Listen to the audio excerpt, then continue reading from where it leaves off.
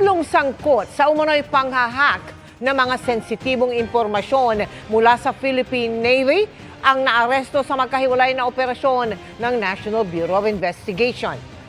Ang nakakagulat, isa sa kanila, miyembro pala ng Philippine Navy. Nakatutok si John Consulta. Bigay kami ha. Bigay kami. Ako si Esther Mate. Okay. Naaresto ka namin dahil sa paglabag sa illegal access at misuse of device ng 10175 sa Cyber Threat Prevention Act.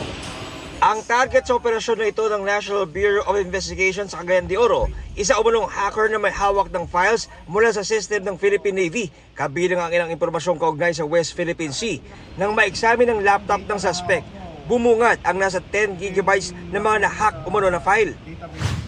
Sa hiwalay na operasyon, nahuli sa Metro Manila ang umano'y leader ng BloodSec Hackers Group. Naaresto rin ang kanyang kasabwat na isa umunong miyembro ng Philippine Navy at umunoy kasama sa pagbabantay ng cybersecurity ng Navy. Siya ay connected sa Philippine Navy. No? Connected siya sa Philippine Navy, but because we are still investigating deeper, hindi muna namin i-divulge ang pangalan ha. Dahil meron pa kaming malaliman na pagsisiyasa at nagagawin nila General Trinidad tungkol dito. We collaborated with the NISF, Philippine Navy. Nag-ask kami ng assistance, and then through their effort, we were able to identify yung quote-unquote insider natin. We found out that the insider is in possession of the so-called directory scanner. Directory scanner has the capability to scan secret files, directories, etc. sa system ng ating Philippine Navy. Ayon sa leader ng Hackers Group, nagsagawa lang sila ng penetration test sa website ng Navy dahil sa request ng isa pa nilang miyembro na tauhan din ng Philippine Navy. Napag-usapan namin na siya pala ay nagde-develop ng websites nila. Itong website na to ay binigyan niya ako ng link. At ang sabi niya dito is, kung pwede ko ba ito i-BAPT or i-pentest.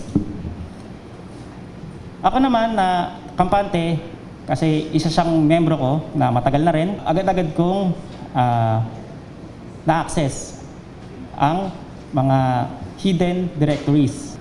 Ito ay nireport ko agad sa kanya. Pagkatapos ko ma-report sa kanya, hindi ko na alam kung ibinigay niya na ba sa management. Kasi ang goal ko lang is to help the government.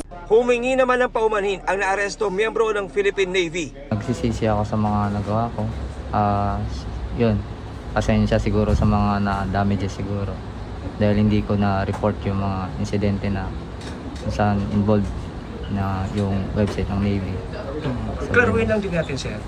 Meron bang perang involved dito? no, sir. Merong nag-alok sa'yo, sir, ng pera No, para sir. gawin. Ayon sa Navy, mananagot raw ang kanilang naarestong tauhan at mas palalakasin ang kanilang cybersecurity ng kanilang mga data. Yung data na nakuha, these were all mostly open sources. When we say open sources, ito ang collated from TV, from print, and from radios. And then these are disseminated to the senior leadership of the Navy until such time that the case is completed, and then we will know what will be the appropriate sanctions. Para sa GMA Integrated News, John Consulta, nakatutok 24 oras.